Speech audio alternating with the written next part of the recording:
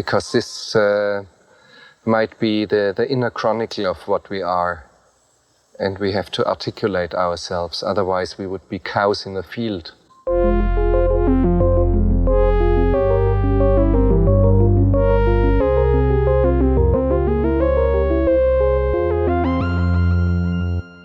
It always is hard to start the podcast. You got it. So the way that I like to do it is I like to say this. Welcome to Cows in the Field. This is a movie podcast inspired by the jungle-crazed musings of Werner Herzog. My name is Justin. I'm Laura. And today we are talking about Rounders.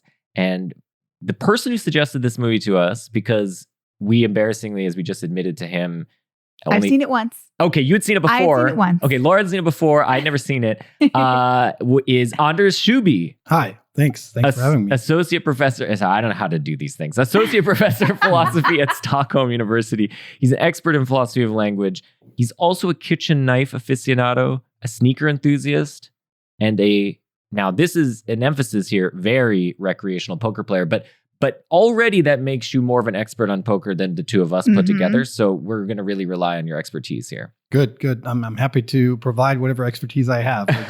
It'll be limited, so don't have too high expectations. We're going to talk you up, and you could be as modest as you want. Okay. So here's the thing: you might have, if you're a listener, you might be like Anders and be well-versed in Rounders, or you might be like me and have never seen Rounders. So I want to start off and do a round robin with a kind of 10-second pitch for someone if they haven't seen Rounders. Why should they see Rounders without giving anything away? Yeah, okay. I mean, that's actually a pretty tough one with like 10 seconds. But I was thinking about this. Yeah, no, good. I was thinking about this and I thought, okay, if you've ever wondered what like a mashup of like Rocky and Good Will Hunting would be with poker in it, this is the movie for you.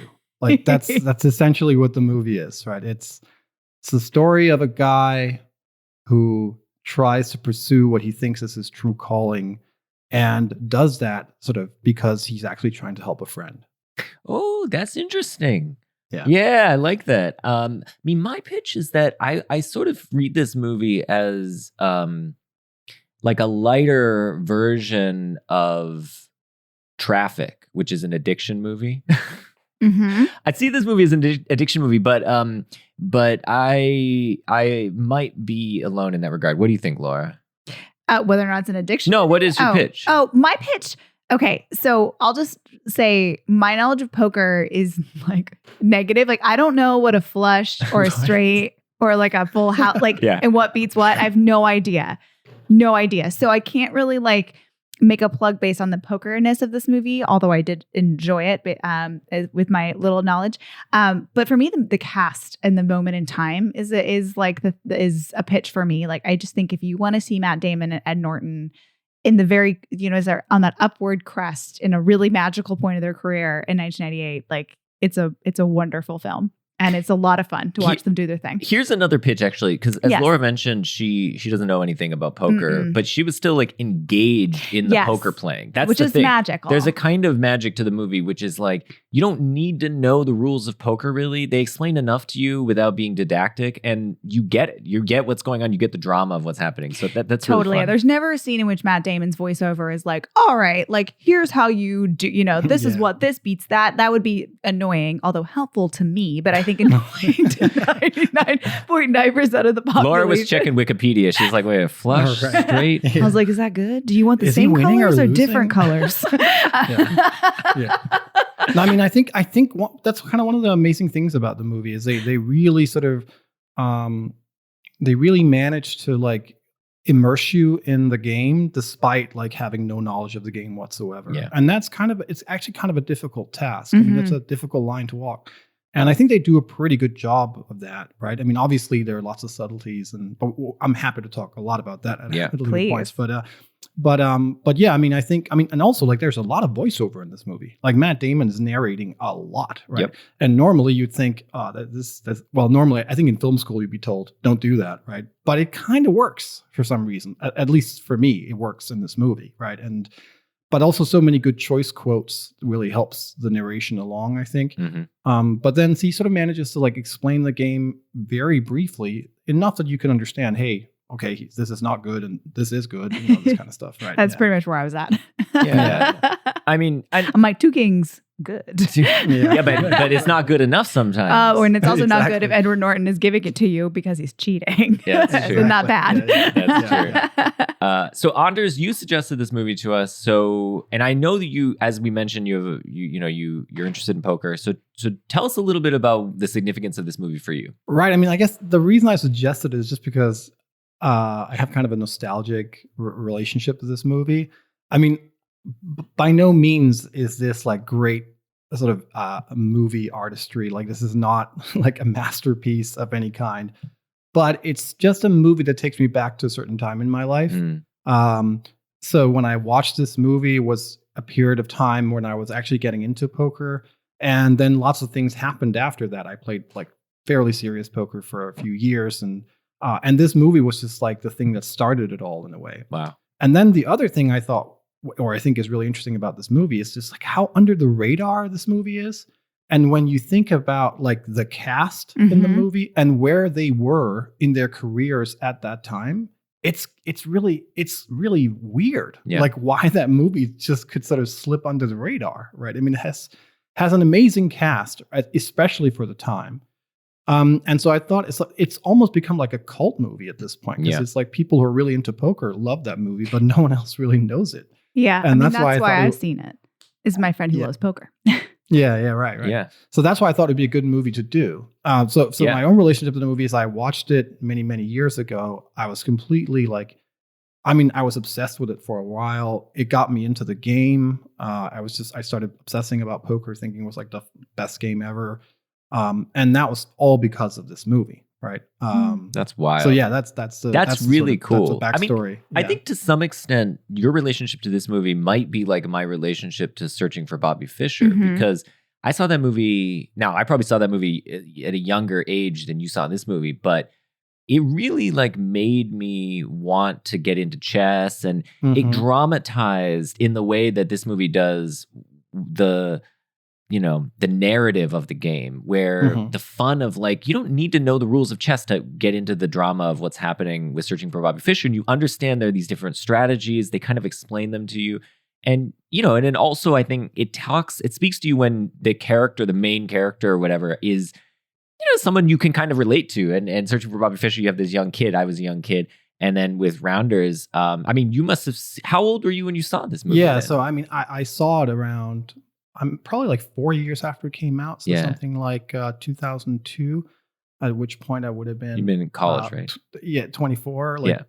So I mean, I don't know how old Mike is supposed to be in this movie, but it's pretty close. It's pretty close. Yeah.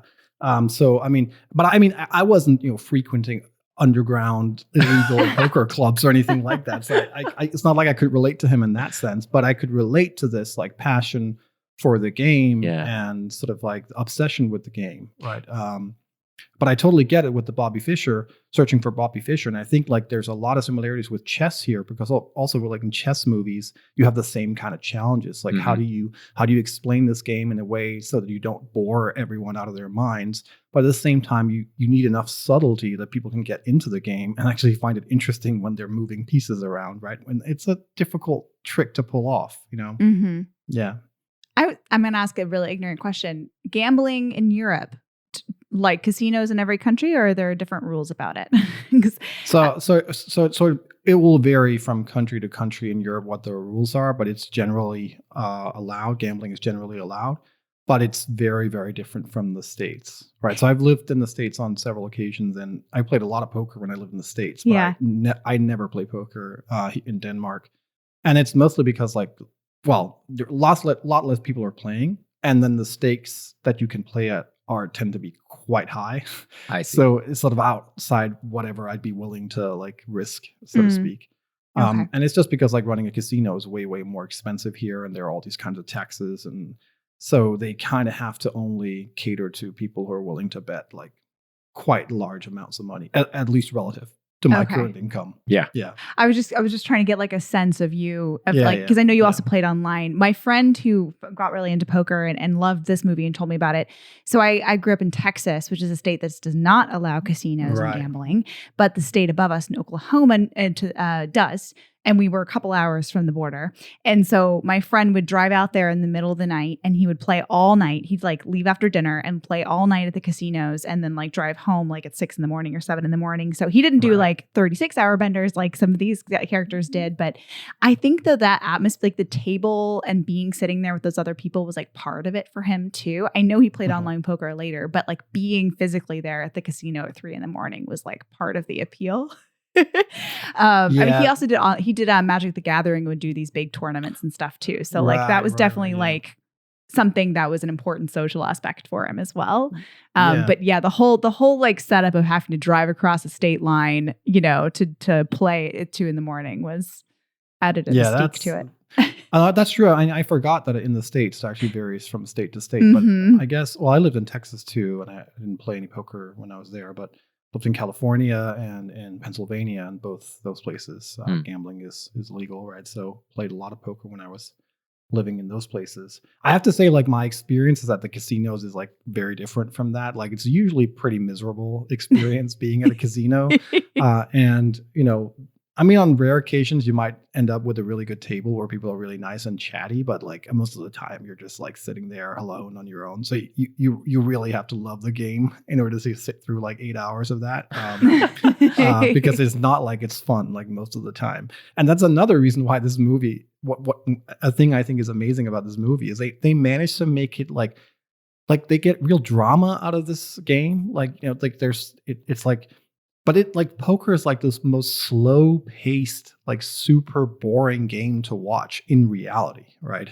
I mean, so if you think about like, so there was a time, I don't know if they do it anymore, but ESPN used to air like the World Series of Poker on TV, and there's like the World Poker Tour and all this stuff. And of course, the way they did that was like they completely edited the footage, right? They just like cut out all the completely boring hands and cut together just like all the hands with actions, right? But if you'd actually watch the whole thing, you would be bored out of your mind. Like there'd just be like people folding all the time, nothing happening, you know? Yeah.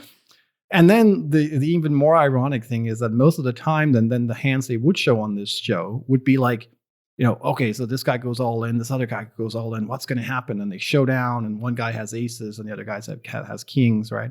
And it's just like, yeah, so like that just happens. Like there's no actual, I mean, anyone with kings or aces would just lose all their money there or win all the money. Yeah. I mean, there's no decision to be made. Right. It's just like, okay, so let's see how the cards come out. You could just as well like roll a dice or something and then see who wins the money, right? Yeah. So like ultimately like not really interesting from a theoretical perspective.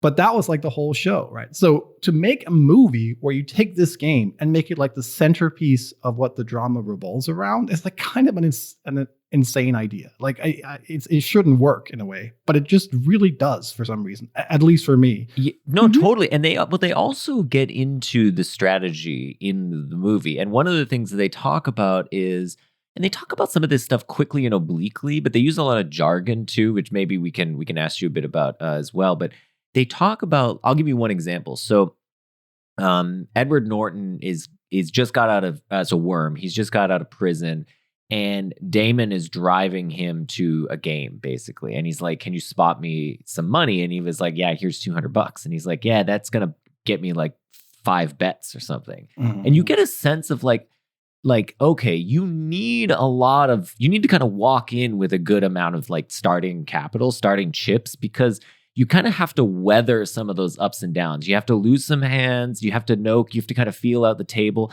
And you get all that from their discussion where you're like, okay, 200 is not really enough, even if they're playing whatever. I don't know what they were playing, but it was probably like $10 blinds or whatever. It wasn't that much, but it just wasn't enough, you know? And so you get that sense that it's not like what you describe, Anders, of like, you just wait and then you go all in and then you either win it or you lose it. No, it's like this. It's this. You have to be incredibly patient and you have to be willing to lay down hands. That's another part of the drama. Is one of the best moves that Damon makes in the movie is laying down a hand. Mm-hmm. And I think again, that's like, you know, again, showing the sport for what it really is, and having to make really, really, really hard choices in a very high pressure, high stakes environment. I mean, that was what sold me on the movie. Right. It was like getting this like very basic and rudimentary understanding of the strategy behind the game. Right. I mean, I had played poker before I was 24. Like, I mean, obviously. but had never understood that there was any sort of strategic aspect to this. I mean, it felt like any other random card game where it was all just luck, basically. And that movie made me realize it's not just luck, right? Now, I don't want to overstate it because, I mean, and this is one of the pet peeves that poker players love to talk about, is like how most of the hands in the movie are actually completely unrealistic. Like no pro player would ever play them the way they're playing them, like for most of the hands. But at the time, they seemed like so realistic to me. I mean, they felt real, right? And I think they would feel real to people who are not like serious about playing poker. I mean, they would think, okay, so this seems like a genuine thing. And what sets the movie apart a little bit from other poker movies is that in other poker movies, the hands always tend to be like so completely outlandish. Like it's like, oh, this guy had a royal flush and the other guy had 4 of a kind. like I've played, and I'm not exaggerating, millions upon millions of poker hands, and I've had a royal flush maybe 4 times. And I've never, ever seen a royal flush up against like 4 of a kind. Like that I mean, obviously it happens, but it is so rare, right? And so what was special about Rounders was they actually did it with things that do happen in a poker game. Like these hands actually occur. You see this stuff happen, right? And that made it feel real in a way. Yeah. And no, I like that. I like that a lot. I think that sort of making real and heightening that, while at the same time heightening the drama, those are 2 components that the movie I think does very well. I think you're exactly right about that. One of the things that I wanted to talk about was so I kind of the movie really locked in for me in the exchanges between Matt Damon's character, whose name is Mike McDermott, and his professor Abe Petrovsky. And in particular, there's this exchange that they have in a bar. I think they're at a bar, and Damon is sort of there. I mean, I can't remember exactly how it goes, but Petrovsky ends up basically telling McDermott that, you know, he was destined. His family sort of said, "You are destined to go into the yeshiva or whatever, to become a rabbi, right?" But it wasn't his calling. He had to make this incredibly difficult decision to not follow his family path, the family preordained path, and to do this other thing, to go into the law. And Damon is, of course, facing exactly that choice. In a way, he's decided, because the big bet he makes at the beginning of the movie that fails, that he needs to go all in, so to speak. I'm going to use a bunch of silly poker metaphors. I'm sorry. Do it. It's just going to happen. I'm sorry. He decided to go all in on law, and he's like, all right. He's like got Gretchen Mall, and they're doing good. And he's like, I'm going to work nights, and I'm going to just be a lawyer, and that's it. I don't need to pursue this dream of the World Series of Poker. But at the same time, he feels that kind of pull. He's got the juice, right? It's like kind of always on the corner of his eye. That juice is just waiting to like come in and drag him back in. And of course, it does in the form of worm. But in this moment, he's sort of at a crossroads, and his professor tells him the line I think is really great. If you had to do it all over again, would you make the same choices? What choice? The last thing I took away from the yeshiva is this. We can't run from who we are. Our destiny chooses us. That spoke to me. And here's why. So I'm not a card person, but I think in some respect that described my feeling about philosophy. So when I can like divide my life to pre-philosophy and post-philosophy or during philosophy. Because before philosophy, I felt like I was just wandering around. I didn't know what I wanted to do. I thought I was going to be a musician. And if I wasn't going to be a musician, maybe I was going to be a music teacher. And if I wasn't going to do that, I don't know what the hell I was going to do. I thought maybe I'd go to law school. I don't know. And then I fell into philosophy, and it was like there was no choice. It really did feel like I had no choice. I mean, to some extent, if I had failed out of philosophy and didn't get into grad school, I think the choice would have been made for me. But I don't think it would have been possible for me to not choose philosophy. And so I understand that. And I think that really sets up the conflict of the movie where Mike, this is why I sort of think of it as an addiction movie. He's sort of he can't not know that whether he could make it in the World Series or not, right? He has to know. That's what's driving him. Is like he wants to see if he can go up against Johnny Chan and like take him down. And like that's what seems to be like that to me does feel like it's this drive, it's this kind of like addiction, or maybe it's a calling. I'm not totally sure how to think about it, but I thought that was a fascinating central conflict to the movie to have that play out. And of course, since it's gambling, immediately you think of it in terms of addiction because that's the thing that comes to mind is gambling addiction. But I was wondering, Anders, did that resonate with you? And also, I mean, I'm curious as another philosopher, like, did you feel that way about philosophy? I don't actually think so. Like I came into philosophy like through quite a different route in a way.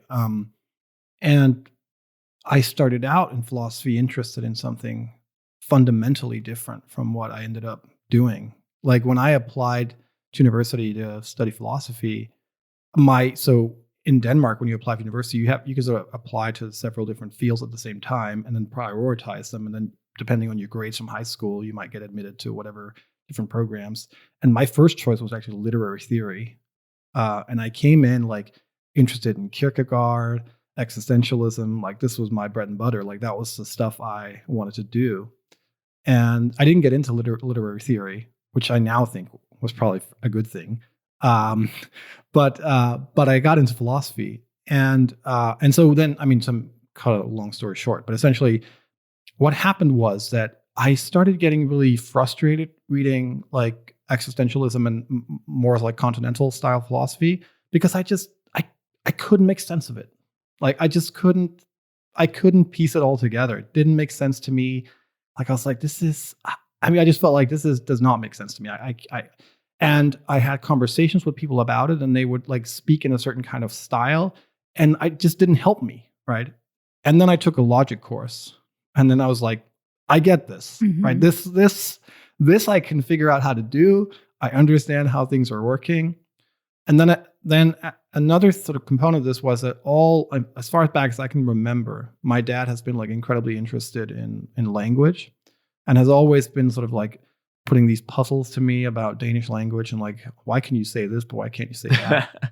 And then when I finally took a philosophy of language class, it was like the perfect marriage of like philosophy I can actually understand and something I think is just inherently interesting. Yeah. And that coincided with the time when I went to UCLA. And then I took, classes with Tyler Burge, Terry Parsons, various other people. Yeah, you went to one of the best places for philosophy of language in the world.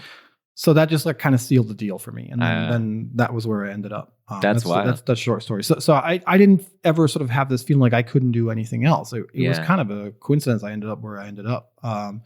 Now if you ask me now, I was like, I have no clue what I would do if I wasn't doing what I'm doing, right? But that's probably just because I've been doing it for a real long time. Yeah. Now, regarding the scene, I totally hear what you're saying, and I can totally get like why that would resonate, especially the way you describe your own situation. I think it's important though to distinguish two things, right? Because I agree with the sort of addiction sort of perspective on what's going on there, but I think like. So what I'm wondering is, right, if suppose we were to sort of write a sequel to the movie, and so Mike goes to the World Series, right? So I'm imagining this kind of scenario. He goes to the World Series and he just gets crushed.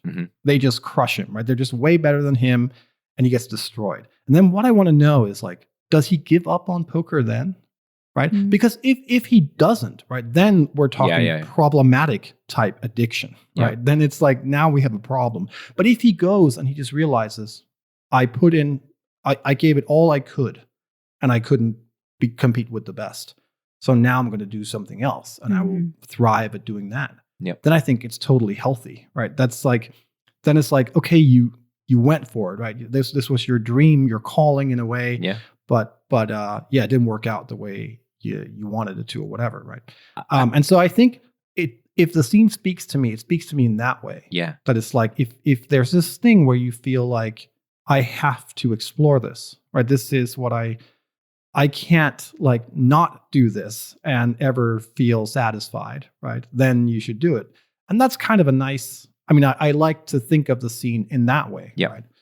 But of course, because it's poker and money is involved, you obviously get this like dimension that's kind of uncomfortable and potentially quite problematic. Right? Yeah, I mean, I think that's exactly right. I think there's these two sort of reads on the scene, and the optimistic read is probably the one the movie is suggesting. I think I was just kind of seeing this kind of pessimistic one, partly because I was seeing it from Gretchen Mall's eyes, where she's been burned by him in this way, and. But you're absolutely right that I think the movie wants you to see the scene like this. Like, this is his calling. This is what he needs to do. But the other thing that's interesting and kind of adds a layer of complexity to it is he gets back into poker because he sees himself as helping a friend, Worm, Edward Norton.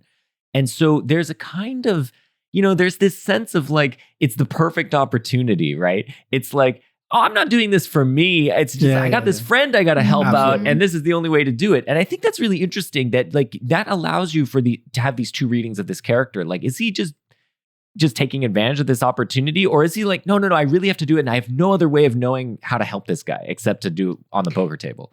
Yeah. I kind of like that. Yeah, well, I think we see the scene with him and his dean and the other law professors before Worm gets out of jail, right? So he's like standing on the edge of a game and like kind of itchy, like he wants to go back in, but he doesn't. Back, yeah. He pulls back. But that draw is still there. And he does say to Gretchen Mall at one point that he feels alive at the table in a way that like nothing else does for him, which could play into the reading, it could go both ways, into the addiction reading, or simply just that's his passion. Yeah. Yeah. I mean, Gretchen Mall's character in this movie is maybe one of the few things that really is quite annoying to me, but we can get back to that. But I think like the obviously like helping Worm is an excuse, right? Yeah. I mean, he has a drive. He wants to do this. Like this is what he wants to do. But I think one thing that sort of sets Damon's character apart from Norton's character is that Matt Damon is not playing to win money, right? I mean, I get in some sense he is, right? That's what the game is about, right? But he's playing to win, right? He's playing to outplay his opponents. Worm is playing for money, right? That's why he's playing, right? And that's the difference between them, right? And that's the sense in which like that conversation with the judge kind of makes a difference. If he had that conversation with Worm, I think it would have gone quite a different way. You know what I mean? Like, so I think and that's why I think there's something likable about Mike McD is that he's just ambitious, right? He wants to show the world how good he is, right? And he has a drive to do it. And you kind of sort of like, I can get into that. I'm like, yeah, go get him, Yeah, like he's a purist. That's the way you describe it as that contrast between winning money and winning. He's like a purist. He wants to do it for the love of the game, for a kind of sort of express his passion and his ability, right? And that is interesting. That is really interesting. He even says this in one of the scenes. There's a scene with Kanish in the that shower scene where like in this Turkish baths or whatever it is.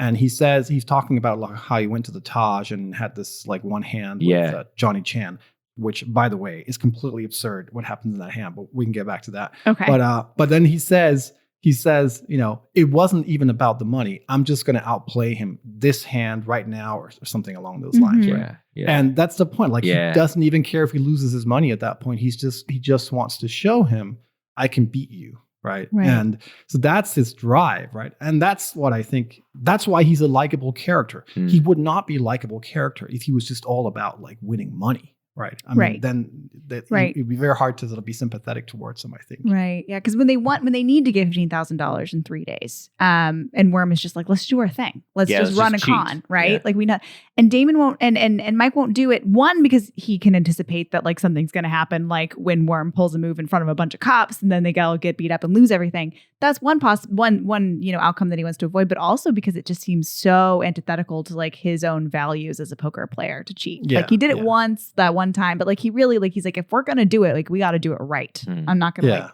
mess around. I'm a real poker player. No, I mean, obviously that's part of the movie to sort of segment his integrity, right? He's going to do it clean. He's not going to cheat anyone. You know, that's just part of what his persona is in the movie as well. But it really ties well into this whole idea of him being this purist, just driven, doing it for the game.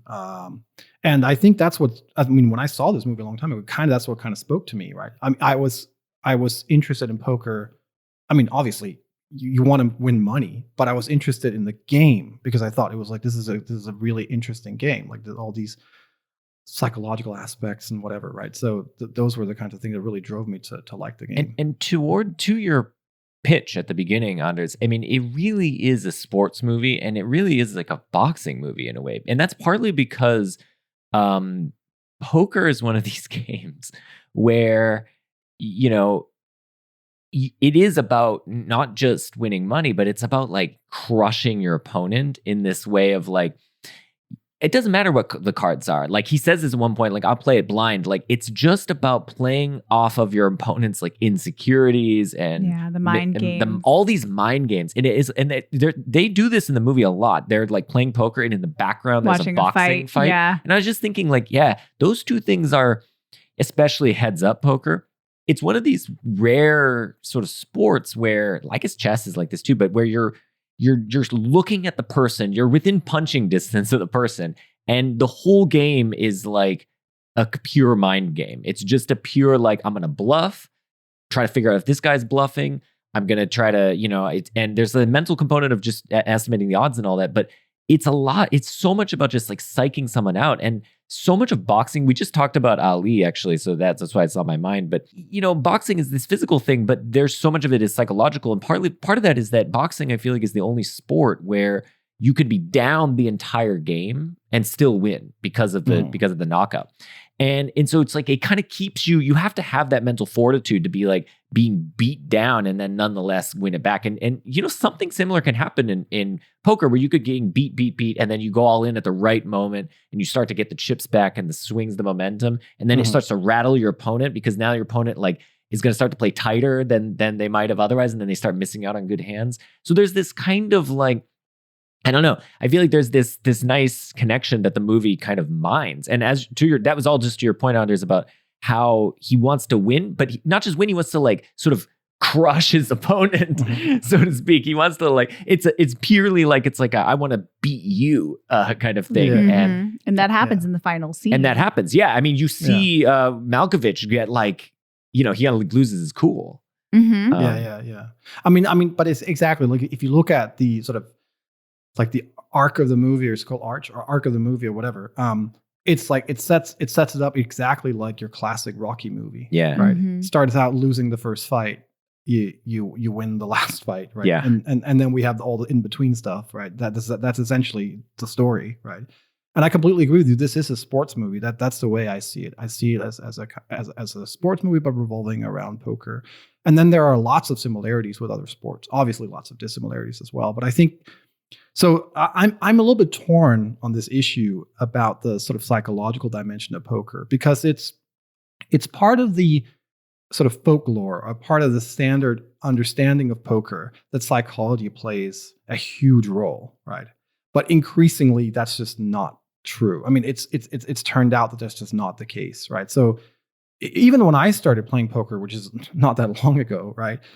There were like tons of books about the psychology of poker and like how to spot tells and all this stuff. And what actually most research shows is that this is completely unreliable. Like people are totally unreliable when it comes to like picking up clues and tells and what's not. And more it's become clear that this is all a numbers game. Like this is a game of understanding probabilities, understanding like what an equilibrium strategy is and all this stuff, right? And that's incredibly complex and very, very difficult to master. So I'm in no way trying to take away from people who are good at poker. But there is, of course, some mental aspects of poker that are crucial. And one is like to keep your composure when you're losing, right? And this is where many people, including myself, struggle, right? I mean, almost everyone struggles with that. Like if you're catching a bad run of cards, you get very unlucky, that will affect your mental state. And then you start making really bad decisions, right? And this is, I feel like, very similar to other sports. But one sport I actually think is quite similar to that you probably wouldn't have thought I would mention is golf. Because I feel like when you're golfing, if you start hitting a couple of bad shots, like you get like annoyed and you want to do it even better, like on the next shot. But the problem is like, you shouldn't be trying harder. You should stay calm, right? You actually have to like keep your composure. But the more annoyed you get, the harder it is to just have the normal flow and the swing and like just hit the shot the way you're supposed to do it, right? And it's the same, I feel like, with poker. Like when you hit a couple of bad hands or you get like unlucky, then it gets really, really hard to not like make bad decisions like in the hands after. And then that start becoming very costly, like very quickly, right? And that's the downfall of most people.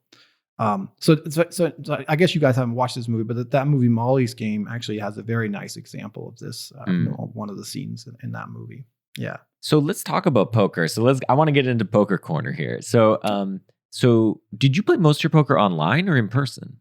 I definitely played the vast majority online, but that would almost, that's almost a given just because like you can play so many more hands online. It's so much faster. Like they don't have to shuffle the cards between each hand or deal the cards. So yeah, I played vast amount of poker online, and then I played a lot when I lived in the States live. I only played so I'll give you like a very quick rundown of like my poker history. I got into poker right around the time when everyone got into poker. Like that was like a poker boom, I guess around 2003 or something, like when 2003, Chris Moneymaker won the World Series of Poker, and he was, so the story goes, a complete amateur. He was an amateur, and that was an amazing event. And then that kind of sparked this like huge influx of players. And that coincided with like poker becoming an online thing. And then a friend of mine was sort of like, hey, you should try out playing poker online. And I was like, no way, man, that's gambling. I don't want to do that. And somehow he convinced me. So I put in like $25 into an account, and then I lost it in like 5 minutes. And then what happened was I got so annoyed that I had lost my money that I went to Amazon and I bought a book on like how to play poker. I was like, now I'm gonna have to learn this stuff and get my money back. Right? So I read that book, and I don't even remember what it was, who wrote it. It was not like one of the most famous ones, but anyway, it was a perfectly nice little book with some standard probability stuff and it's like how to play tight ranges or whatever. And reading that book, I just followed it step by step. I just did whatever it said in the book. I played limit poker, and then I started winning immediately, just winning money. And it was just like so easy, right? And then I just like built a bankroll, went up in stakes, read more books, and it just like kind of flowed like for a long time. And that was like super nice, and sort of it was not a huge amounts of money, but like it was a good sort of supplement to my income while I was studying. So I could sort of not have a job while studying for a while. But then so people sort of started catching up after some years. And also I think a lot of the people that had money to lose, they lost that money and they didn't come back. And the competition started getting much harder. Today, like online poker is very, very tough. And I started reaching a point where I was just like breaking even. And I kept like meticulous records of like all my like winnings and like all my sessions.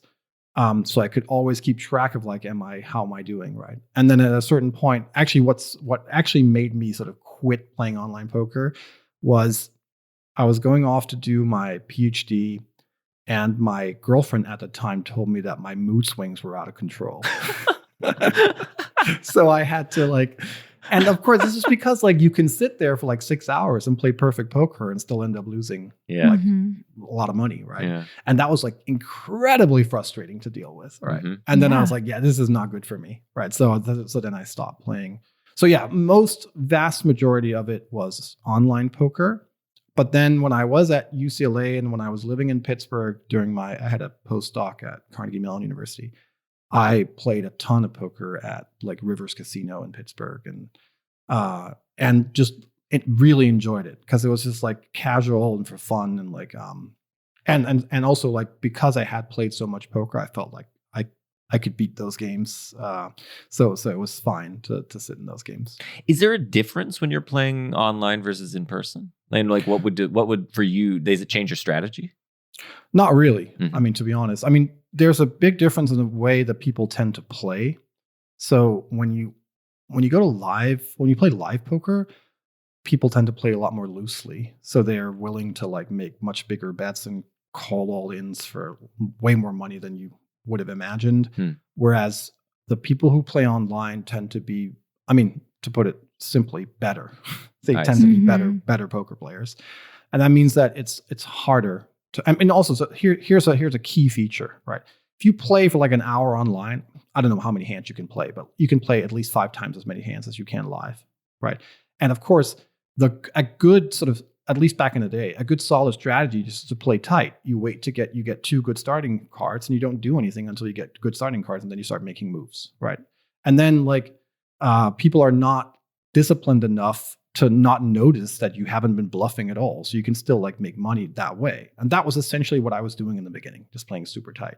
Problem is live, you get so few hands that it could take hours before you pick up a good hand. Yeah. And people get impatient, right? So they just, at a certain point, they just like decide, okay, this is it. I'm just going to go for it, right? And I see. So that's the key difference. It's much easier to sit and just wait for a good hand online, especially now. Like nowadays, they have these things called Zoom games where you don't even have to wait for the hand to finish. You just get dealt 2 cards, and then if you fold, they just move you to a different table and give you 2 cards immediately. So there's no waiting time at all. You're just constantly getting hands, and that means you can play like, thousands of hands in like matters of like very short periods of time. But you don't know who. But then you're constantly in a different table, so you're never tracking who your opponents are. It doesn't even matter. Yeah. So of course, like there are occasions, and there have been occasions where I'm sitting with the player. I notice certain patterns that this player has. I notice certain things that they're doing, and that alerts me to like certain probabilities about like why they're doing what they're doing or whatever. Nothing in any way resembling Teddy KGB, like eating a cookie. I was going to ask if that drives poker people crazy, because I was like, he can't be that good of a poker player and not know he's got a cookie tell. That's crazy. Right. So, first of all, like the tell in itself is completely insane. Because like, I would expect Teddy KGB to be more overweight if he's eating Oreos every time he has a hand. Like that just makes no sense. He's just like shoveling Oreos like the whole night. That makes no sense, right? So that in itself is ridiculous. But also the actual tell of like sitting there fiddling around with a cookie, like this makes no sense. Yeah. And no, I've never I can count on one hand the time someone has like had a kind of behavior that just completely like made it crystal clear to me that they had a hand. Like I remember one from I have a poker club with some friends of mine, and one time one guy from my club, he made a hand on the river and he just started singing. He was like, he just got so excited. It was like, okay, that's the clearest thing I've ever seen, right? But like KGB, who's just like opening up cookies and eating them every time, that's fantasy, right? This is complete fantasy. Can I ask another thing about that? So you said that the probability stuff is kind of the main strategy now. Is poker a solved game? It is, I think, for limit poker, right? Okay. The problem, so limit poker, I don't know if any one of you really know this, but like limit poker has fixed bet sizes. Yeah. Right. So on these different streets like flop, turn, and river, there's a certain amount you can bet, and that's the only amount you can bet. Because of that makes the game tree way, way simpler. Right. There are many less possibilities that a computer would have to calculate because you can only bet a certain amount on each street. So for limit poker, I believe it has been solved. I don't believe, and I think also it might only be for heads up poker. Okay. As you start adding more players, but I could be wrong about this, so take it with a grain of salt. But as you start adding players, obviously the complexity goes through the roof, right?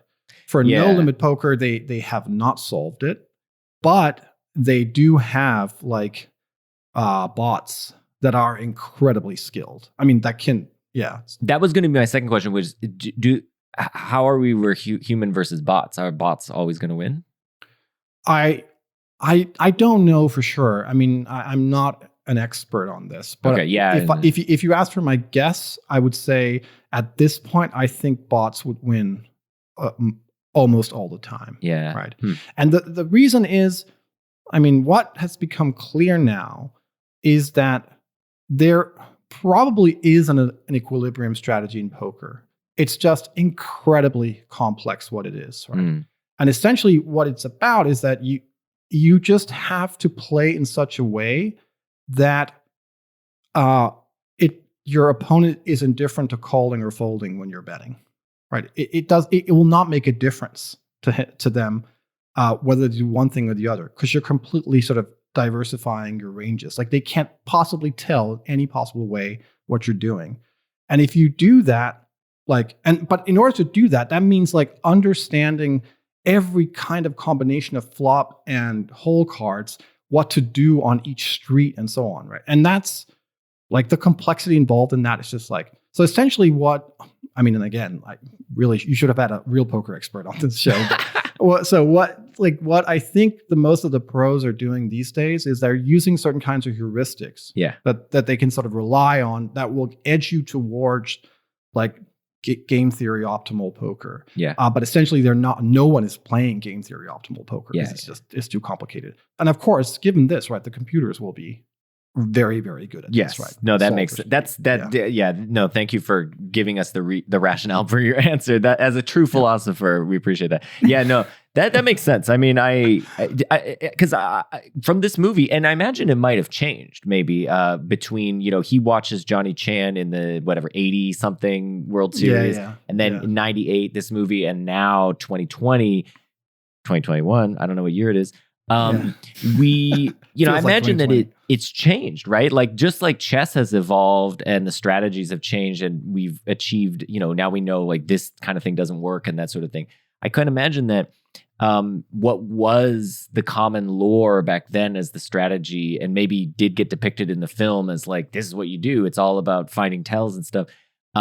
Just may have changed. And now the common lore is, no, you just need to get really good at Bayes' theorem or whatever. Yeah, right. I mean, it definitely has changed, but I think it's just continuously been changing. And I think like this sort of edging towards like game theory optimal poker is something has been happening very recently. And it's certainly not something that your average recreational poker player is trying to emulate, and probably would be a bad idea to try to do that. Like now the point is, of course, if you're playing a bad poker player, like someone who's really bad at the game, this is a game theory optimal strategy will not be the best one. There'll be exploitative strategies. There'll be ways to exploit this person that are much easier than trying to like work out what would be the best in any possible event, right? And so for most games, like this is just like not relevant. But at the top level, right, this is relevant, right? Because they are playing using certain heuristics, something edging towards that. And that means that if you're trying to go for an exploitative strategy, you're probably going to lose. Yeah. Right. Yeah. So that's sort of the state. But I mean, it has changed like continuously over the years. Even when I was playing, like at certain points, and if people said, "Oh, you have to play this kind of strategy," and then they're like, "No, you have to play looser." And constantly we were talking strategy all the time. And I was a member of like poker forums where we would discuss hands, like what's the right move in this hand? Am I supposed to 3-bet here? And all this stuff, right?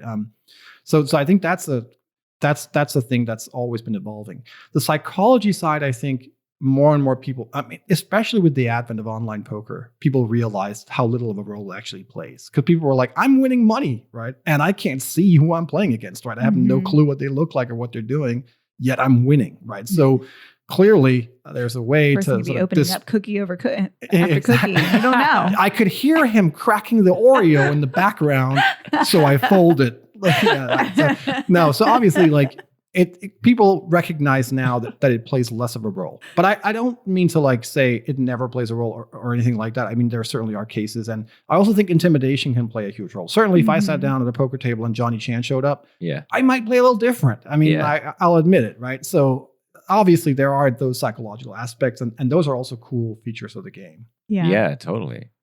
Yeah, we got to get a poker game going, you and me. Heads up. Laura, I can't even get Laura to play Settlers of Catan. No, you can. It's just that I trade too much and it makes you angry. Can I give you? Okay, Anders, let me explain what we're working with here. So you know the game Settlers of Catan because it kind of. I mean, I played it a long time ago, but I don't isn't it remember. From Denmark? Anyway, I don't know. It might be German. That's a different country. I think it's German. Sorry, it's a European game. Anyway, it's a neighboring. Take all that out. It's a neighboring country.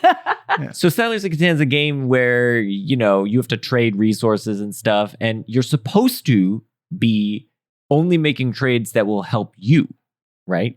You're not supposed to basically give people the resources. Listen, they if want. I got a whole lot of brick and they want some brick, I'm gonna give. What's the big deal? This is who I'm playing with. So like, we're playing a game of Settlers of Catan. Like and somebody's like, "Hey, Laura, do you have any brick?" And I'm like, "That's not a good trade." And Laura's like, "Yeah, here you go." And what the fuck are you doing? Like, you got to play to win, or it's not fun for anyone else. Okay, well, you trying to micromanage how I play is Why don't you just play how you want to play and I play how I want to play?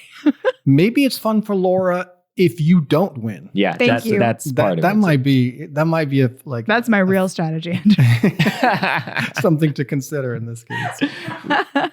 Here's my other question. What would Gretchen Mol be like on a poker table? Because here's now we come to Gretchen Mol's character. Gretchen Mol. Who, she's in a tough spot because she's basically relegated to being the nagging lady. She's the obstacle. That's basically it. I mean, now, and this is a point we've come back to again and again in this podcast, where a lot of female roles in movies and TV shows are often just cast as like the nagging conscience that the guy has to deal with. So you can get to the fun part. Yeah, he just has to get past that to get to the fun part. But interestingly, I actually thought that they handled it well. I don't know. I want to give you a chance to go in on this. Yeah, I did too. So my first reaction was like, oh no, like we've got another like nag that you just, I mean, even though I feel like she's totally fair. Yeah. I mean,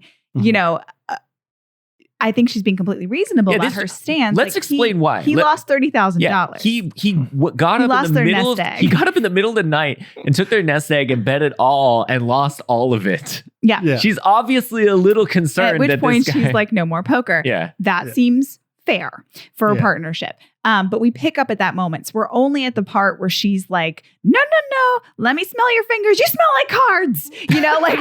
She's like, where have you been? And like, that sucks. And like you as a viewer are just like, man, let's get to the fun part, just get rid of her, hang out with your friend Worm and do some shenanigans. And it is, I think the movie starts off, it's really good from a storytelling point that we start off with that $30,000 loss, but it's unfortunate to Gretchen Mol's character because you do get hints of like the fact that she was pretty on board with his life, with him being a poker player before this. She talks about him bringing his poker skills in the courtroom. She talks about like, he's taught her things. She quotes those things back to him. She knows John Turturro. When he comes in and he's like, hey, what's up? She's like, oh, hi, good to see you. Like she knew his world. She was a part of it.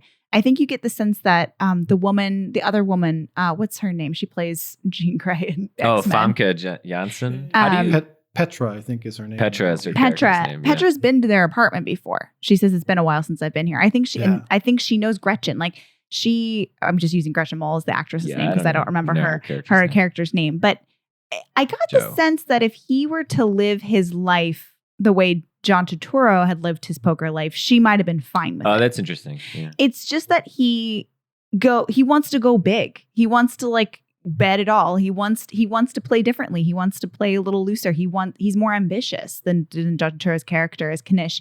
And like that is something she can't handle in her life. Yeah. And I don't blame her for that. Yeah, she's not the one at the table making the bets. Right. She's just the one who has to deal with the consequences. Yeah. Unfortunately, there's some parts where like her just leaving without talking to him, that sucks. It's not super adult. But also she screwed their law team. Yeah. And I think feel like she's justified at this point. Yeah. And I think also when she says something like, last night I sat down at this card table. I felt alive for the first time since I got busted at KGB's joint, okay? You just told me you felt alive for the first time at a fucking card table. No, what? What's that supposed to make me understand? either she's being really obtuse there or she's being disingenuous, because I think we all know what that feels like. No, but I think what she's saying is something like, oh, you're like married to the poker table. Like you're saying that you like never, that basically means you never felt alive with me. Right. Like in our relationship. And that hurts, you know? Yeah. Like that no, that's a good call in that reading. Cause I think he also says like, she basically makes a metaphor about poker for their relationship. And he says, we're not talking about poker. And she's like, no, I know what we're talking about. Like we've been talking about us the whole time and it's poker that's in between us. But I got the sense it wasn't in between them at one point when he was living and playing a different way. And at the very end, when he was winning. Well, yeah, no, I'm maybe joking. No, you may be right. Well, I take it though that when he was winning, he was playing more of a tight strategy, you know? Exactly. Mm-hmm. Well, he was not playing for the same amount of money. Exactly. Right. He says that I'm known as a small timer.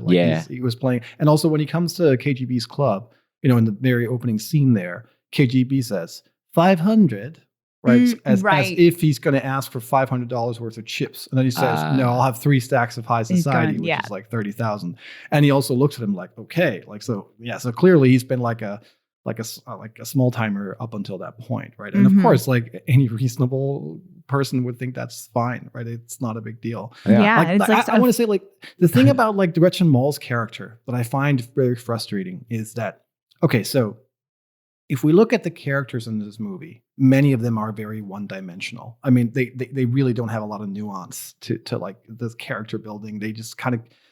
But Gretchen Mol's character is also very one-dimensional, but in this very negative, stereotypical way, right? She's just like the nagging girlfriend. I mean, literally, that must be what it said in the script. I mean, that's what I'm envisioning, because there are 2 women in this movie.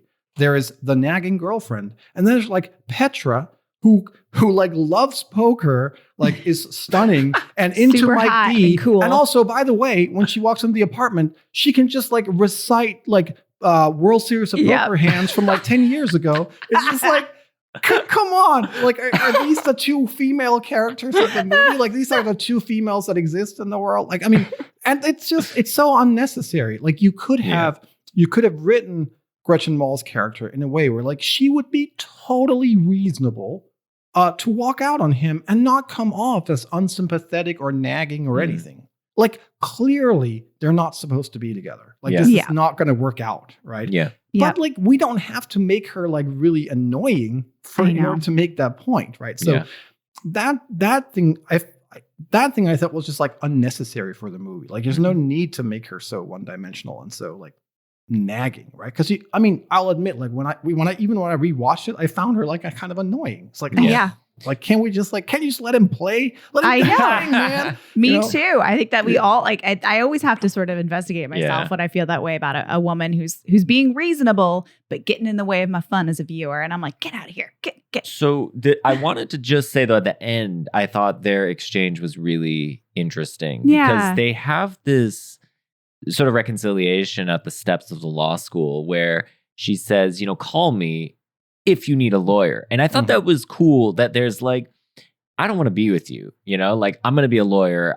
You might need my services later, but like, that's it. That's the extent of our relationship. And I'm glad that was the extent of the reconciliation too, that they didn't need to make this sort of like, hey, I got my shit together and now we're going to get back together. And I appreciated that the movie kind of recognized, as you said, Anders, they shouldn't be together, and they both recognize that. And they're happy for each other. Yeah. I mean, that scene I felt was a little bit of redemption to her character. Yes, because like totally. there she actually comes across as like incredibly sympathetic, right? She's like, and when the way I interpret that scene when she says "call me" is that she has a moment of where she's like lapsing, like where she actually wants to get back together, but then she immediately realizes this can't work, and then she says, and also like they cut to Matt Damon, who then like has this look on his face, like for real, like you want me back, and then she goes like, if you need a lawyer, right? And then he's like, and he kind of sort of acknowledges like, it's not. This is not us. Like, we're not supposed to be doing this, right? But there, I thought that helped the character. But I just like, all the scenes where she's in the scene are just scenes where you're like, oh man, like, can't we just like, let's get going, man? Let's go to the Taj Mahal and like stack up chips, right? And so, of course, that's obviously that's the character that they wrote. Like, that's what they wanted, I think. But I'm just thinking, did we really have to do it that way? Like, for example, like KGB, like also completely one-dimensional, just a complete caricature, like the whole thing, right? But at least like that's just like iconic in some way, and it does trade on certain stereotypes, but it doesn't trade on like these negative gender stereotypes or whatever, like some of those lines. Yeah, let's talk about KGB, because actually, let me just ask you this before we get into KGB: Damon, Norton, or Malkovich, who kind of wins the movie, so to speak, to use the Ringers? I was going to say, you going to credit that? I'm just curious what you guys think. I mean, for me, it's Malkovich. And that's saying a lot because he only occurs in 2 scenes. Yeah. The first one and the last one. Yeah. Right. He's not he's mentioned a lot, but he's not in the movie other than the first scene and the last scene. But that character is just incredible. And I cannot recall a single time I've been at like playing poker with my friends where someone did not at some point cite like a KGB line. Really? Like, it's just, yeah, like all his lines are just like iconic. Like they're just amazing. Very aggressive. A new day. And you won't be pushed around. But I realize 5,000. Mr. Son of a bitch, let's play some cards. Hanging around. Kid's got alligator blood. Can't get rid of him. Okay. 2 grand? You're on a draw, Mike? Go away. This one is not good for you. And in my club, I will splash the pot whenever the fuck I please. So I absolutely love his character, even though like he is like the accent is so exaggerated. Yeah. It's a caricature, right? And the whole thing, but for some reason he makes it work. I don't know how he does it. There is something magical about Malkovich. I agree with you though, actually, that I really think, Damon's character, to talk about one-dimensional characters, he sort of is kind of just like the good guy. He's always good. He always does the right thing. He makes everyone happy and so on. Norton's character is one-dimensional in the opposite way. And to the extent that you're looking for an arc here, and like, there's no arc with Norton's character. He just kind of, comes into the picture. He motivates the plot forward. He leaves, and that's that. But weirdly, for that, then for those two reasons, I'm like, I then focus it on Malkovich, and I agree with you. I like the way you put it. He takes an absurd line reading or accent, but somehow makes it feel real and feel, I don't know. He has this way of being intimidating in a kind of like cartoonish way. That's I don't think anyone else can quite do that. And I just absolutely love Malkovich. And I love too that Malkovich is willing to, he does this all the time. He's willing to just be in movies for 2 scenes, just like this. His whole career is like a bunch of just like small things. He just shows up in movies. And he always, I feel like, not always, but 90% of the time, he steals it. Yeah. He definitely steals it for me in this one. I mean, I think he's just outstanding. If you then ask me to choose between Norton and Damon, I'd actually pick Norton over Damon. I think Ed Norton plays the role of the most annoying person, like to perfection. Like you really get so annoyed with Worm in this movie. It's just like, how can you keep fucking it up like this, right? If you get listed as a mechanic, then not only are you going to get the shit kicked out of you, you're not going to get a fucking game anywhere in New York. All right? It's stupid. It's just bad business. All right, see, look, this is what I love about you, okay? You think about the big picture. That's great, okay? But it's not me. I don't play the game straight up, and then if I lose, go get some real work or something, okay? I see a mark, I take them down. That's what I do. That's the way I live. I think that Damon could have been replaced by a range of other actors that could have done like a good job. I'm not sure that Norton could have been replaced. Like he just plays that role very, very well. It's an incredibly difficult role. I agree with you, because if he is any more annoying or if he's any less charismatic, you lose that character completely. Exactly. And you need to have some degree of sympathy for that character, or else you won't understand why Damon's doing what he's doing. Exactly. You have to have some kind of understanding of why Damon would put up with this. Exactly. Right? And he does have that charm to him as well, right? Yeah. But still, like at the end, you're just like you're feeling the way I would think Mike is feeling. You're like, for Christ's sake, like you gotta. So I mean, I think those two characters are amazing, and then I'm just like also like stunned by the fact that they're in this movie. Like no, but seriously, like this is the time when like Damon was doing Good Will Hunting. He was doing Saving Private Ryan.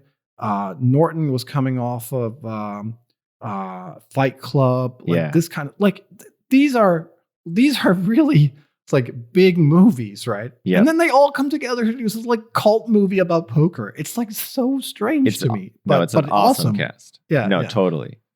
And like John Turturro too. Like at that time, he was also doing like really, really big stuff, right? I mean, and like he had just done Big Lebowski, I think, before this. Totally. Right? Yeah. I mean, like this is incredible to me. It's an incredible cast. And Martin Landau is the professor. Yeah, Martin Landau. I love Edward Norton in this movie. He's pure chaos energy. That was my vote for. I don't know. Would you weigh in, Justin? We were both voting for Malkovich. Malkovich. Yeah. Mm-hmm. I mean, I think Norton would be a great choice too. I think he's actually really good in this movie. Like, he does a really good job.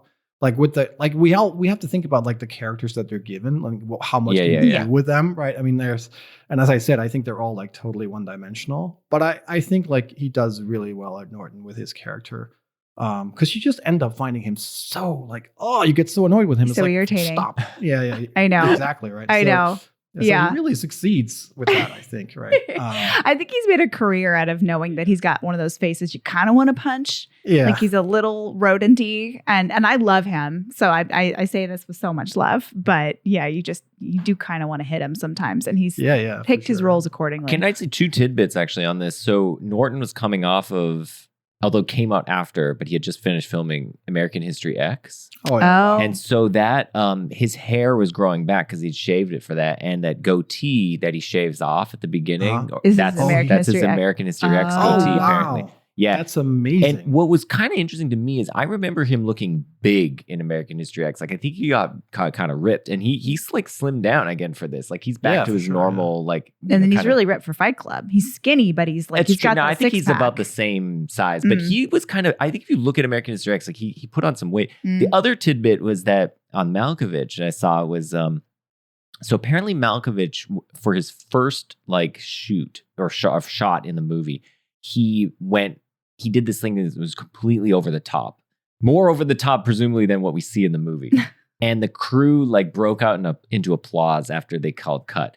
And then he turned to Damon and he was like, I did that as like a test to show you that like when you get to a certain point in your career, you can do terrible work and people will still applaud you for it. Like you don't want that to get to your head. Like you want to keep doing good work and not just like, do it for the accolades. Right. So, that's amazing. It's a wild story. I think I saw Matt Damon give an interview at one point where he sort of mentions that story where like, I mean, I think Damon says in the interview that Malkovich he does that crazy accent, right? And people are just like, and Matt Damon is going like, this is so weird. And then he sort of leans over the table and says, I'm a terrible actor. To Matt Damon. And of course, I mean, he's obviously not, right? But it's just like the whole, so I mean, there's an interview with Damon where he talks about this. I don't know where it's from, but I saw it a long time ago. That's an amazing story. Yeah, I don't know how much of his lines, the writers actually, if they just came up with all of it, they might have. But I have a feeling he improvised some of the stuff, like, because it's just, I don't know, like the writing is too perfect in a way. Like if they wrote this and he could deliver it that way, or maybe he's just a more amazing actor than I thought he was. But yeah, I just think he is just like perfect. And then also like he actually also has this sort of a little bit of an arch, right? Because he's portrayed in the movie as like from the very get-go, like KGB is like the worst kind. You don't want to get in trouble with KGB. Like can't get any worse than this, right? And then towards the very end, like when he wins, right? He says something like Damon says, I can keep beating you up all night or whatever. And then they want to beat him up, his guards, right? And he goes, no, right? Pay him like he beat me straight up. And that's like the sort of that's kind of his redemption moment. Is like, yeah, he might be a gangster and he might kill people for money, but at least like, if you beat him in a game, he'll be fair to you. He respects the game. Yeah, he respects the game. Yeah. And that sort of like, I think plays into the whole, also Mike's character, right? It's about the game, right? It's about like for the purist of the game. But yeah, his character is just amazing. I mean, I just absolutely love it. So we've talked around some of this stuff, but I want to just ask you guys now if you guys have any favorite scenes or lines from the movie. Laura, do you have a? My favorite scene, I'm trying to place it. I think they've gotten back from Atlantic City, but basically they're trying to figure out. They know that they need 15K in 3 days, and they're like walking down the street, and they're like, all right, there's a room up in here in Brooklyn. There's one over here. I know a guy who, they're basically listing out, they're combining all of the rooms that they know and how they're going to get this done. And I just got like so amped up. I was just like, let's go. That's fun.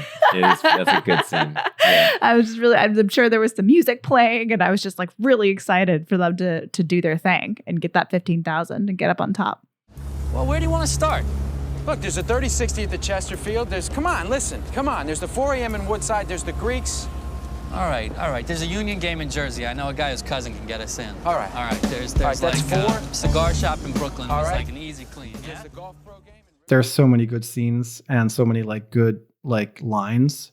But I mentioned 2 things. Like as far as lines is concerned, I think the way the movie opens, even though obviously this is something the writers have taken from other people. I'm not even sure exactly from who, but they have not come up with this themselves. But the way the movie opens is Matt Damon narrating, saying, "If you can't spot the sucker in the first 30 minutes at the table, then you are the sucker." That's a good line. And that is just like a powerful way to get the movie going. You're like, wait, like, yeah, that's probably right. Like, I think like it might have been in the Amarillo Slim's autobiography or something that it's from there, but I'm not entirely sure where it comes from. But then I think like the scene, my favorite scene is the first scene, the scene in KGB's club when he loses. And it's because like when you have played a lot of poker, you can really relate to that feeling when it's just like a train just like ran through your stomach. Like you just did not see this coming at all, and you're just losing all this money. Like every poker player will have tried this, and Matt Damon plays that to perfection. Yeah. Like the expression on his face is just like he had not even considered that as a possibility, right?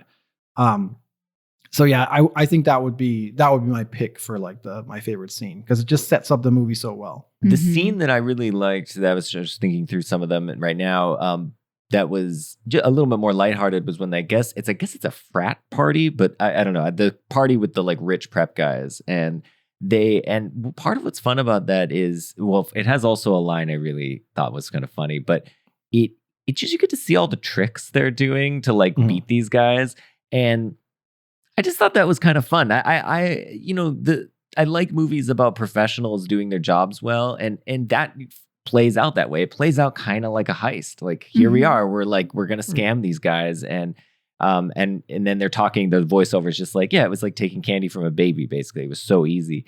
But then it also has the line that I like, because it's kind of an absurd line. And he says, it's immoral to let a sucker keep his money. Yeah. Which exactly.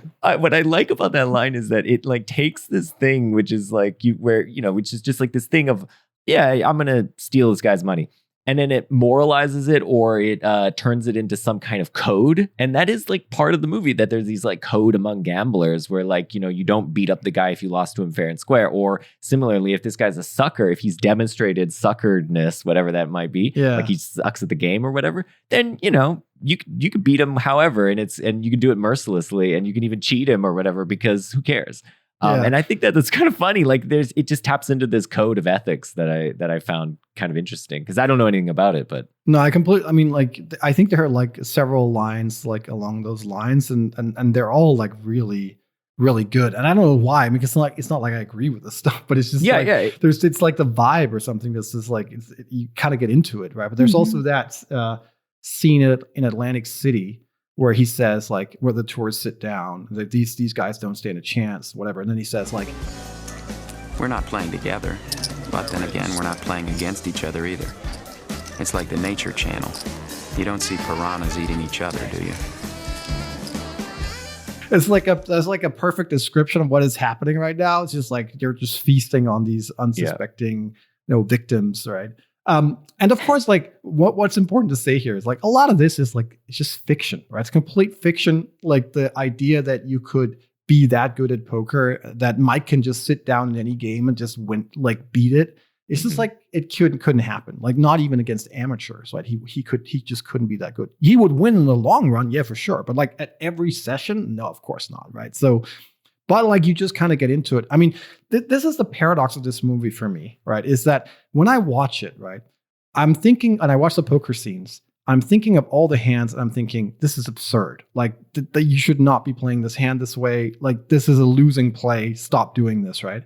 And at the same time, I'm thoroughly enjoying the movie. That's right. Yeah. It's like, cool. How is this possible, right? How can that be? And that, I don't know how they achieve that, but it's just like, I still just love watching it, even though I think the plays he makes are oftentimes just completely crazy, right? I mean, that is, I mean, and it speaks to, I think, what you were saying, Laura, as well, about just like, I don't know what's going on, but the drama of the movie just carries me on its wings, so to speak. Yeah. But I think, but the fact that somebody who knows poker in and out can know that there are sort of poetic licenses happening and still enjoy it. That's what I mean. It's divorced from the... But he's enjoying it on another level than I'm enjoying it. Because he knows what's going on. But I think about it as like my dad, who's a doctor, hated all doctor shows except for Scrubs.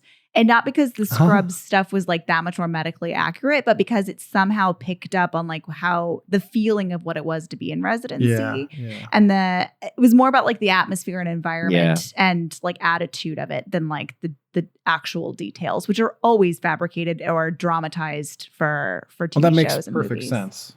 I mean, because actually, like this reminds me of like, do you remember that you probably saw this movie called Arrival, came a few years ago? Mm-hmm. I can't remember what the name of the main character is, but anyway, she's a linguist in the movie. And I remember when that movie came out, like all my linguist friends, they were really excited about it. And the reason they were excited was because there's a shot, like a scene in her office. And then they had looked at the books on the shelves and they were like, they were the right books. Yeah. Right? They was like, oh, there's Chomsky up there. Like this is the right stuff. And I think it's like, there's this part, like when you're immersed in something, like then you get annoyed when you watch a movie and it's a caricature, right? It's just a complete caricature. And that's the thing about Rounders. Even though the hands like are not realistic, they are as realistic as they could be if you're going to make a movie that non-poker players will enjoy, right? And so I think you can sort of appreciate that, even though you know, like this is not the way you would play the hand, or this is not the way you ought to play the hand. And so you appreciate it, even though you're playing the game yourself. Mm-hmm. The other thing we wanted on that point, Anders, one of the other things we wanted to talk about, but we are not in a position to talk about, but you might be able to enlighten us about, is how this movie compares to other poker movies. So do you want to walk us through why this movie has become, or in your view, why this movie has become such an important poker movie, whereas there's a lot of other poker movies that just have failed to sort of reach that those heights? I think, so I should say, like, most of these other movies I've watched once at most, right? So I don't even remember most of them that well. But I think it's in part coincidence. It's because Rounders came out at a time when, for other reasons, poker was really booming, right? And that's also why I think it became popular actually quite a bit later than when it came out. Like I think it kind of flopped when it came out, and then some years later when poker started booming, it became like a cult hit in a way, right? So that's one reason. But I think the other reason is that the poker scenes are just so more true to like the actual game than previous movies have been. Like in other movies, you'll see like absurd stuff, like people starting to pull out their car keys and like betting their cars in the middle of the hand. Stuff like this. This will happen, which is like crazy, right? Like that makes no sense whatsoever. And then like also like stuff like if you can't match the bet, then you can't call, or like, which just makes no sense at all. Like this kind of stuff. And then also like the unrealistic hand pairings, like these 4-of-a-kind versus straight flushes and all that stuff. Like Casino Royale is like really bad with that stuff, right? Where there's like 4 people all in and they all have like spectacular hands, right? But like as it happens, like it's the exact order of like the first one who went all in has the worst one, and then second to worst, and it's just like, come on, this is absurd, right? So I think that's why Rounders. I have never met a poker player that didn't like Rounders. I'm sure there are some, but I'm just saying like it seems univocal. Like it's just loved by everyone who plays poker. And I think it's because it's like, it feels real in a way, right? And then only when you really sort of start getting into poker do you realize, well, maybe not quite so real. Could another reason why it speaks to these to the poker fans is that it's really full of jargon. Now, there were a lot of words that I didn't know about, and a lot of there's 6 or 7 different types of poker that they play. They use a lot of this lingo when it comes to betting and different types of games that they might go to find, and they use different lingo for the people, like different types of, I don't know, patsies or whoever they're getting one over on and stuff. I wonder if that's kind of the appeal too, is that's all kind of fired off quickly, but they never sit and pedantically explain what that is to the audience. Yeah. Absolutely. I think that in part, I mean, it's not the lingo in itself, right? But it's the credibility that it adds to the movie. And they actually, there are cases in the movie where they're using lingo that I don't even understand. So actually the scene you were talking about when they're playing like those frat people or whatever, like those frat guys. They're talking about like hand signaling, and then he mentions a bunch of like cheating tricks that they have. I have no clue if these are real or like this is just made up stuff. I've never heard those before or ever since the movie.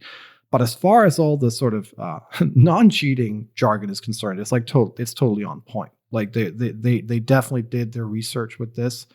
Like I don't even know like what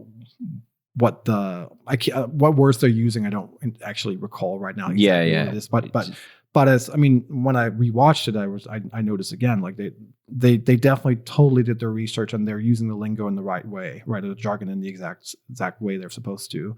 And of course that lends credibility to the whole thing, right? And which is why if you're a poker player, then you appreciate that. I mean, one of the things that I noticed regarding the cheating was, so there's this scene when Worm is in he goes to gamble at one of the bars, I think at Petra's bar, and or club or whatever, and Turturro finds out that he's been cheating. Mm-hmm. And the way he says it is he's like, I know that he's doing the false deal because I heard the snap of the card. Right, yeah. And I think that's so cool because you kind of, I picked up on that. I'm not sure if like other people would have picked up on that, but I picked up on that partly because I've seen magicians that do those kinds of deals. And so I knew like what kind of deal he's doing. And they actually talk about like a mechanics grip and stuff. They talk about different, which are like magic moves and things that people do in order to like, and they talk about him dealing off the bottom of the deck. And I think that's really cool, actually. I like that there's this element of, that's like clearly an element of skill, a physical skill that comes into not, legitimate poker, but it comes into card playing where there are people that want to cheat and do it that way.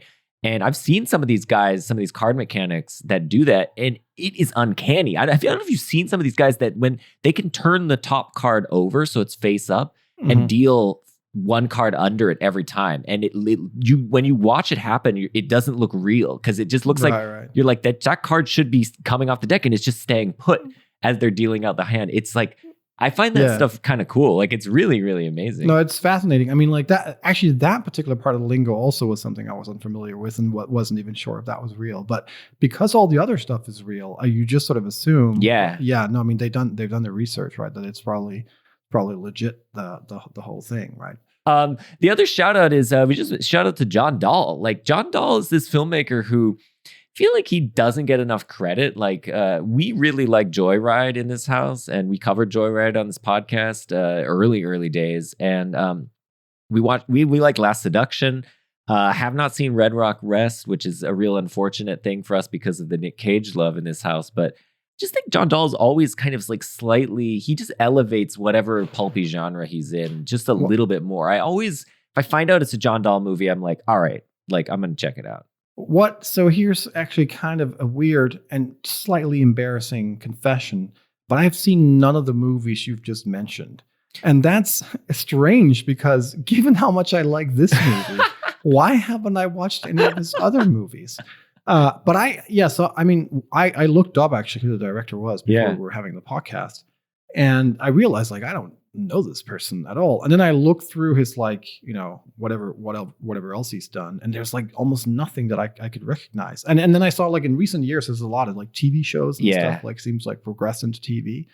And I thought that's kind of interesting, right? But also like the writers, like Kopelman and what's his name, like it's not like they've done like a bunch of other stuff that I know of either, right? So yeah, they're mostly doing TV now, I think too. Yeah, so it's like this weird sort of they came together to do this, and then like they didn't really do. Well, I guess John Dahl did. John Dahl did other stuff. I'm just unaware of it. Yeah, yeah. I should look into it. Check out Joyride. I mean, I kind of think Joyride, as far as like a kind of it's a road trip slasher movie, and you know it's pulpy, but like there's this. It's a rewatchable movie. Like I've seen Joyride maybe 6 or 7 times, which is more than I would normally watch a movie like from that genre, which is it's intentionally schlocky, but like there's something kind of magical about what it's really scary. And there are these elements of like, we've all been in this situation where somebody's getting road rage basically, and you're just like, these kids on a road trip and they're getting terrorized by a guy in a truck. And like, it's a kind of great premise of a movie. And it's got Steve Zahn and Paul Walker and Lily Sobieski. Like, it's a great 90s cast. And those early 2000s movie. But before we go, like there's one thing, because like a pet peeve of mine that I just wanted to mention to you, because I'm sure you didn't think about this when you watched Rounders.